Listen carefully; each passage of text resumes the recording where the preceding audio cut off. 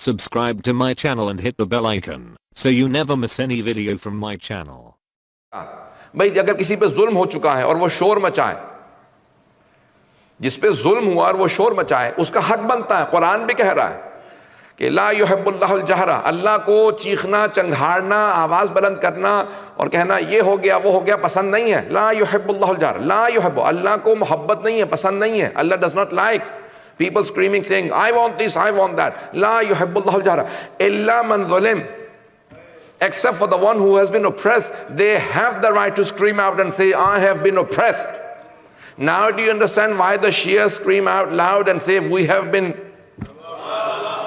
اب سمجھ میں آ رہا ہے کیا؟ میں بچوں کی وجہ سے بار بار سہارا لے رہا ہوں کہ اردو کی مجلس میں مجھے سہارا لینا پڑا کیونکہ بچے اور نوجوان یہاں پہ بہت موجود ہیں. اب سمجھ میں آ رہا ہے کہ تشیع کے اندر یہ ظلم کے خلاف آواز بلند کرنا کیوں ضروری ہے؟ کیونکہ ہمارے اس پورے مکتب کی کربلا کے بعد نمائندگی، ریپریزنٹیشن جو کی ہے وہ جناب زینب کبریٰ نے کی، اور امام سجاد نے جناب زینب سے متعلق کہا ہے کہ یہ عالمہ غیر معلمہ، اور انہوں نے ظلم کے خلاف آواز بلند کر کے ساری دنیا کو سمجھا دیا اگر کسی پہ ظلم ہوا ہو تو خاموش بیٹھنا جرم ہے. کسی پہ ظلم ہوا ہو تو خاموش بیٹھنا جرم ہے. عزیزان گرامی، آج ظالم شور مچا رہے ہیں، مظلوم خاموش بیٹھا. پتہ نہیں میں بات پہنچا پا رہا ہوں یا نہیں. آج ظالم شور مچا رہے ہیں ظلم کرنے کے باوجود بھی، اور مظلوم خاموش بیٹھا ہے. بی بی فرماتی ہیں، قرآن کی آیت ہے کہ اللہ کو پسند ہے، پسند نہیں ہے شور مچانا، لیکن اس کا شور پسند ہے جس پہ ظلم ہوا ہو. اللہ کہتا ہے کہ نہیں، جس کا کوئی نہیں ہوتا اس کا خدا ہوتا. میں بات نہیں پہنچا پا رہا. آج بہت سے افراد کہتے ہیں ارے شور نہ مچانا، آج کسی کو بتانا مت ہم شیعہ ہیں، خاموش ہو جاؤ، چپ ہو جاؤ، ماتم نہ کرنا، جلوس نہ کرنا، یہ نہ کرنا، وہ نہ کرنا. کیا ہوگا؟ کہہ رہے ساری کی ساری دنیا مخالف ہو جائے گی. ڈرنے کی ضرورت نہیں ہے، ڈریں تب جب خدا آپ کے ساتھ نہ ہو.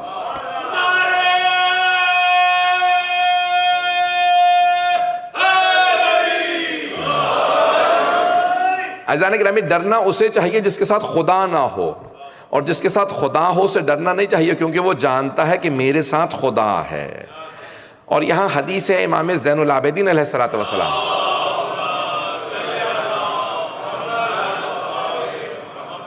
آپ فرماتے ہیں کہ اس پہ کبھی ظلم نہ کرنا جس کا سوائے خدا کے اور کوئی نہ ہو. اس پہ ظلم نہ کرنا، اس پہ ظلم نہ کرنا جس کا سوائے خدا کے اور کوئی نہ ہو. کہا مولا کیوں؟ جب اس کا کوئی بھی نہیں ہے تو اس پہ ظلم کیوں نہ کیا جائے؟ کہا کیونکہ جس کا سوائے خدا کے اور کوئی نہ ہو تو اللہ کہتا ہے بھئی سوائے میرے تیرا کوئی نہیں ہے. اللہ اسرع الحاسبین ہے.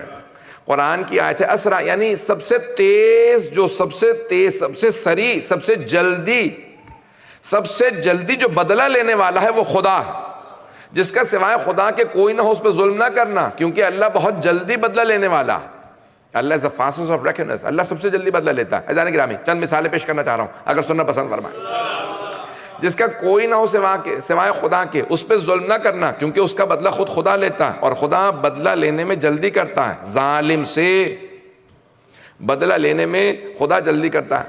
نہج البلاغہ میں مولا فرماتے ہیں، جب کسی نے سوال کیا یا علی زمین سے لے کے آسمان تک کا فاصلہ کتنا ہے؟ What is the distance between the earth and the heavens? زمین سے آسمان کا فاصلہ کتنا ہے؟ مولا نے کہا ایک مظلوم کی آہ کا. بہت بڑا جملہ ہے. مولا فرماتے ہیں the distance between the earth and the heavens is only one ah, one scream of an oppressed. جب وہ کہتے ہیں نا آہ، تو زمین سے آسمان پہ ایک لحظے میں یہ آہ پہنچ جاتی ہے. مولا فرماتے ہیں ایک لحظے کے اندر within a second this ah reaches the heavens. کیوں؟ کہا کیونکہ اللہ سبحانہ و تعالیٰ مظلوم کی آہ کو کبھی ضائع نہیں کرتا. جو اگر مظلوم ہو اسے ڈرنا نہیں چاہیے. اکثر لوگ سمجھتے ہیں میرا کوئی بھی نہیں ہے، میں مظلوم ہوں. ارے جس کا کوئی نہ ہو اس کا خدا ہوتا ہے. اس کی سب سے بڑی مثال جناب زینب کبریٰ ہے. اب یزید کیا سوچ رہا تھا؟ ارے میں نے اس کے بھائیوں کو مار دیا، سید الشہداء کو، حضرت عباس کو، سب بھائیوں کو مار دیا، بیٹوں کو مار دیا. اس کے خاندان کا کوئی بھتیجا بھانجا کوئی نہیں رہا. بوڑھی خاتون ہے، کمزور ہیں، سفید بال ہیں، ہاتھوں میں رسیاں ہیں، یہ میرا کیا بگاڑ لیں گی؟ وہ یہ سوچ رہا تھا جب میں نے بالکل ختم کر دیا تو اب یہ کیا بگاڑ سکتی ہیں؟ اسے پتہ ہی نہیں تھا کہ یہ ایک بوڑھی خاتون اس کے دربار میں انقلاب برپا کر دیں گی.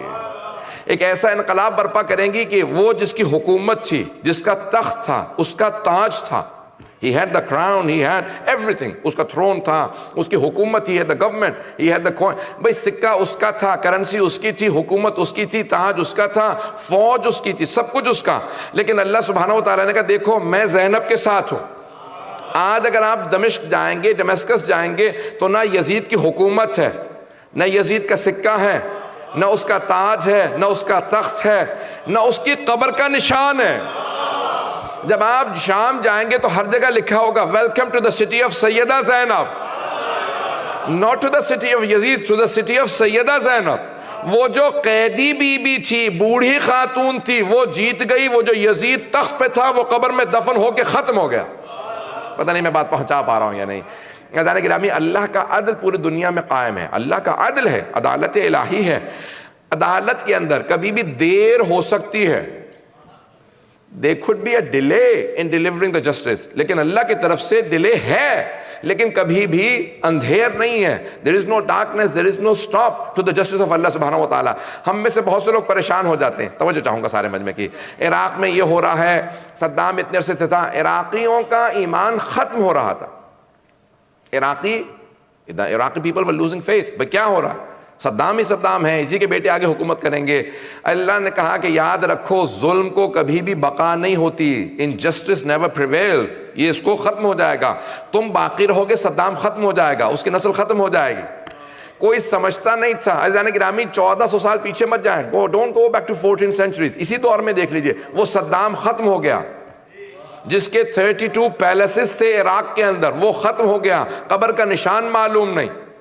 آج وہی جو اوپریس تھے ان کے ہاتھ میں حکومت ہے. اگر وہ نہ سیکھیں تو غلطی اللہ کی نہیں ہے. If they don't learn a lesson that it is not Allah's mistake, یہ ان کی اپنی غلطی ہے, وہ سبق نہیں سیکھ رہے ہیں. لیکن اللہ نے جسٹس کیا, صدام کو ختم کر دیا. اب نہج البلاغہ کو اٹھا کے دیکھیے, الملک یبقى مع الکفر ولا يبقى مع الظلم. نہج البلاغہ میں مولا فرماتے ہیں کہ حکومت, the government of a disbeliever will remain, but the government of a tyrant will never remain. کبھی بھی حکومت کفر کی باقی رہ سکتی ہے, لیکن ظلم کی حکومت کبھی باقی نہیں رہتی. عزیزان گرامی, ہمارے سامنے کتنی مثالیں موجود ہیں, ہم پھر بھی عدالت کے اوپر پورا ایمان نہیں لے کے آتے.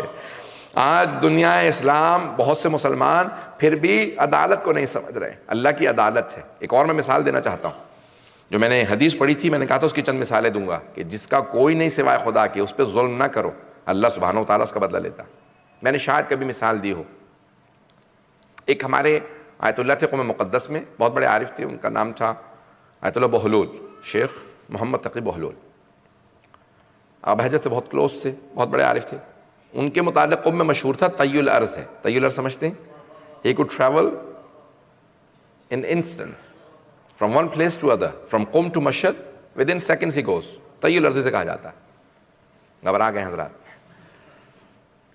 تو اب وہ افغانستان میں بہت زیادہ دیکھے گئے. افغانیوں سے میں نے پوچھا بھی, واقعاً وہاں تھے جنگ کے زمانے میں, وہاں تقریر کرتے تھے, ممبر پہ جاتے تھے. خود کہتے ہیں میں افغانستان میں کھڑا تھا, ایک چیک پوسٹ کے اوپر دیکھ رہا تھا کیا ہو رہا ہے. تو اتنے میں نے دیکھا ایک سپاہی آیا, ایک سولجر, اس نے روکا چیک پوسٹ پہ. تو ایک آدمی سے پوچھا, اس کا اسمال کیج تھا, اس میں ایک کوئل تھا, ایک بٹیر. آپ دیکھتے ہیں نا برڈ فائٹ ہوتی ہے, لوگ گیمبل کرتے ہیں بہت سے ملکوں میں. شاید آپ نے نہیں دیکھا کچھ بھی, مجھے ہی پتا سب. ہاں ہوں کرتے نا کہ تاکہ مجھے پتا چلے. تو برڈ فائٹ, اس پہ گیمبل کرتے ہیں حرام ہے. ڈاگ فائٹ ہوتی ہے, اس پہ گیمبل کرتے ہیں حرام ہے. ہمارے یہاں گیمبلنگ ہے. تو وہ کیا کرتے تھے, افغانستان میں, پاکستان کے بھی ناردرن ایریاز میں برڈ فائٹ کرتے ہیں, اس پہ سب لوگ گیمبل کرتے ہیں, پیسے لگاتے ہیں, یہ جیتے گا کہ کون جیتے گا. تو ایک سولجر نے دیکھا کہ ایک آدمی ایک کوئل کو, ایک برڈ کو لے کے جا رہا ہے, وہ بٹیر ہے اس کے, اس میں یا تیتر تھا. اس سے کہا کہ بھائی یہ کہاں لے جا رہے ہو؟ اس نے کہا نہیں میں جواری نہیں ہوں, I am not a gambler, میں برڈ ہے میرا پیٹ. اس نے کہا نہیں تم جھوٹ بول رہے ہو, تم گیمبلنگ کے لیے جا رہے ہو. اس نے کہا نہیں خدا گواہ ہے میں قسم کھانے کے لیے تیار ہوں, یہ گیمبلنگ کے لیے نہیں لے جا رہا. اس نے کہا نہیں تم گیمبلر ہو. اس نے فوراً وہ کیج کھولا, برڈ کو نکالا, اس کی گردن توڑ دی, just Ripa the neck of. اس نے توڑی اور پھینک دی. آغا شیخ محمد تقی بہلول کہتے ہیں میں دیکھ رہا تھا, اس نے گردن توڑی اور برڈ کو پھینکا, جانے لگا. کہ وہ چیک پوسٹ پہ سولجر جا رہا تھا, میں نے دیکھا بہت تیزی سے کار آ رہی ہے پیچھے سے. اس نے بریک لگائی جو ڈرائیو کر رہا تھا, لیکن اس کی کار رکی نہیں. چیک پوسٹ تک وہ پہنچا, جیسے ہی اس نے ہٹ کیا اس سولجر کو, اس کی گردن الگ گر گئی, دھڑا الگ گر گیا. تو میں وہاں کھڑا تھا, میں نے فوراً امام سجاد علیہ السلام کی اس حدیث پہ سوچا.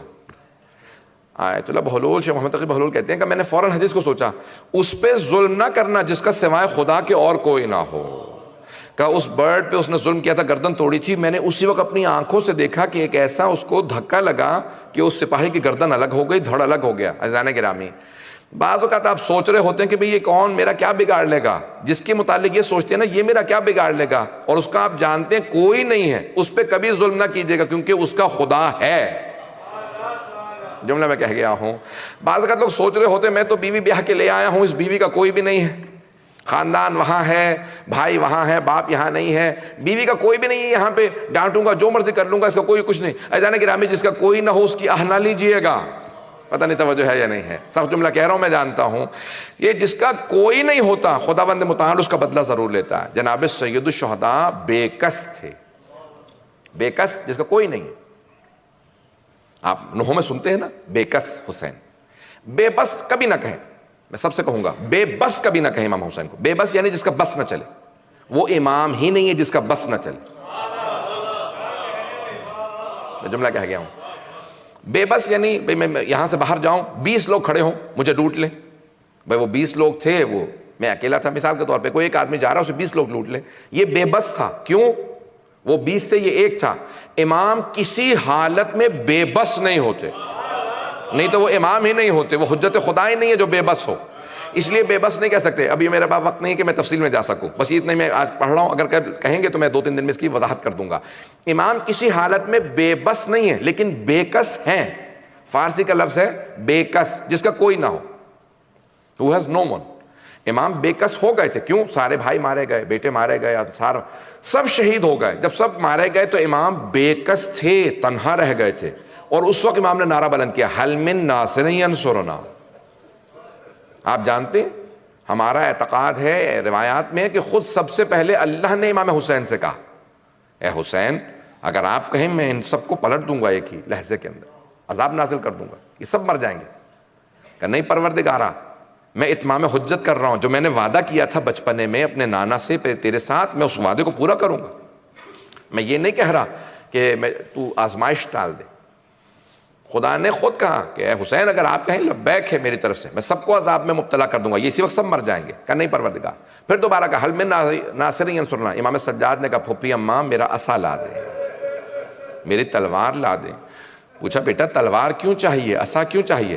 کہا پھوپھی اماں میرے بابا بار بار کہہ رہے ہیں حل من ناصر ینصرنا, تو پھوپھی اماں تلوار اور عصا لا دیجئے. کہا تلوار کیوں چاہیے, عصا کیوں؟ کہا تلوار سے بابا کا دفاع کروں گا, اور عصا اس لیے چاہیے مجھے سہارا چاہیے, مجھ سے کھڑا نہیں ہوا جا رہا, میں عصا کا سہارا لوں گا.